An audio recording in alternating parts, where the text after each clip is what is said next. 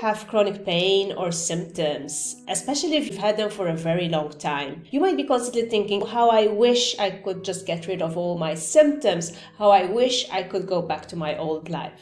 But in this video, I'm here to tell you that this is not exactly what you should be wishing for. You should not be wishing to go back to your old life exactly, because it's this old life that might have led you having the symptoms that you're having in the first place. So if you're ready to go deeper into the emotional roots behind chronic pain or symptoms, stick with me, because I'm going to be revealing some truths that won't just help you overcome your symptoms, but will also help you get to a better place towards more personal growth and empowerment. If you've heard about mind-body syndrome or TMS or neuroplastic symptoms already, you might already know that these symptoms are initially caused by repressed emotions, by chronic stress, being in a state of pressure or conflict, which creates real physical symptoms in the body.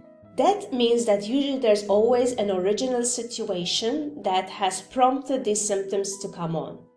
There has been a situation at some point when something deep inside of you, maybe we can call it the inner self or the psyche, started feeling that something was really disturbing or not okay or unfulfilling. And it started giving you signs that you needed to do something. Unfortunately, these signs took the form of uncomfortable, painful symptoms, which eventually became chronic as you spiraled down into fear. Maybe you started adopting certain beliefs about your body that did not help. Maybe you got into certain habits that reinforced your symptoms, and these are things that can be worked on. However, in this video, I'd like to go a little bit deeper into the emotional side of things, into why your symptoms came up in the first place, and what you should be aiming for in order to have a fuller recovery. Not just in order to get rid of one symptom, but in order to feel more empowered and more confident that you will not need to suffer from chronic symptoms all of your life. Because what often happens when we treat the symptoms, also with certain mind-body approaches like somatic tracking and certain mind-body techniques, if we do not go deep into the emotional roots behind why that symptom came up or why it's still persisting, then we might end up getting another symptom once we get rid of our current one. This is called symptom imperative. It's really common, and it's especially common in those people who successfully overcome their fear of the symptoms, who work successfully with the mind-body approach to a certain extent, but who still have certain unresolved issues, certain things in their life that their body wants to react against, so to speak. So to just give you a very common example, let me relate a story. It's a true story, but I'm going to use a fictional name here. Let's take Dorothy. Dorothy had debilitating chronic pain and fatigue, and she desperately wanted to get back to her old life. Of course, the symptoms were very intense. Of course, she did not want to be living with this pain. So the symptoms overtook everything else. Every other issue that might have been going on in her life just was put to the side because she was so consumed by these symptoms, and this is perfectly normal. So all she could think of at that particular time was that she just wanted to get better. So she was going from one doctor, one specialist to another. Eventually, Dorothy discovered the mind-body approach and things started to shift. So her symptoms did start to get better. However, after a while, she still had lingering symptoms. So she knew that her symptoms were mind-body, that they were being emotionally caused, but she still couldn't get over all of her symptoms. Or sometimes she would get rid of a symptom and then she would get a different symptom that would stick around, even though she knew that it was still a mind-body issue. Eventually, Dorothy came to the realization that she had to go a little bit deeper and really look into what her symptoms were telling her. So when we get symptoms, usually there's something that our inner self is not okay with, or that our inner self is trying to get us to do. Dorothy realized that in her case, she had been thinking about going back to work now that her symptoms were getting better. However, she was getting symptoms that were still stopping her from going back to work. She was still a little bit fatigued, and she was still thinking like, maybe if I still have these low-level symptoms, I still won't be able to cope at work. Eventually, she realized that the thing is, she really did not want to go back to her old life. She didn't want to go back to her old job, which involved a lot of responsibility, was high pressure, maybe there was also a toxic environment or situation, and her symptoms were serving a real purpose, the purpose of stopping her from going back to her old life.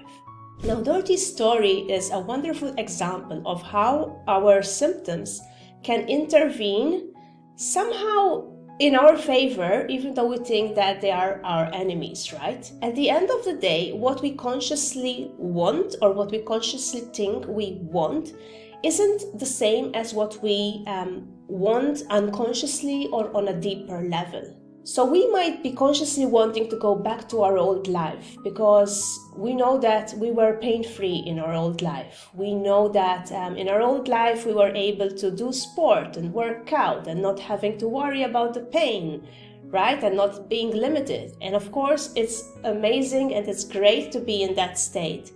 But we lose sight of the fact that maybe in our old life we were also facing certain pressure, certain things that we were not in alignment with, and that's why our symptoms came up in the first place. So if we're just aiming to go back to our old life exactly as it used to be, then there's a very good chance that our symptoms will continue to ramp up and kick in to prevent us from going back to that toxic situation. Another thing to consider, if you still more or less kept the same routine, you kept the same job, the same relationships, and your symptoms are persisting, is that there is still something in your life that needs to change, something that's not in alignment. Think about it as if your symptoms are saying, hey, we need to do something, we're not okay with whatever, we're not feeling safe, there's something off, right?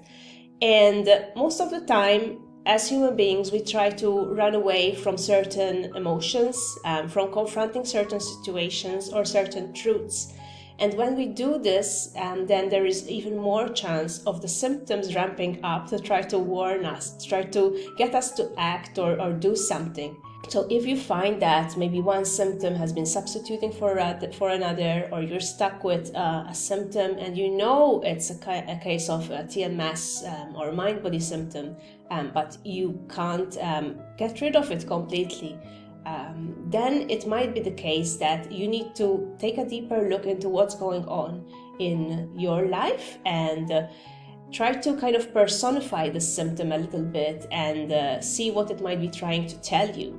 To give you another example, someone might be having allergies every day, and they might be blaming the allergy on a trigger, but the real issue is that there is something in their life that is irritating them, like literally irritating them, that they're waking up to in the morning and they're not okay with, and this manifests as an allergy. So whatever allergen the person is blaming this on is simply a trigger. The underlying cause is something a little bit deeper. And we realize this when we see exceptions, when let's say the same person with morning allergies eventually has a week with no allergies, and it's the same week when it happens that his partner is away or that his friend is visiting. So something different is happening on a personal level, right? When we start to see these exceptions and when we start to see that symptoms fluctuate in this way, then we realize how much symptoms are still a mind-body response. So then we can start asking questions. And healing is very much about alignment here. If you want to take healing to another level, if you want to go beyond just getting rid of symptoms and growing personally, know this, that your symptoms actually can be a blessing in disguise because they are prompting you towards personal growth. You actually, on a deeper level, you don't want to stay stuck in a situation that you're not fulfilled with. You don't want to stay stuck in a toxic relationship, in a high pressure job if you don't like that, in a job that's not in alignment with your values.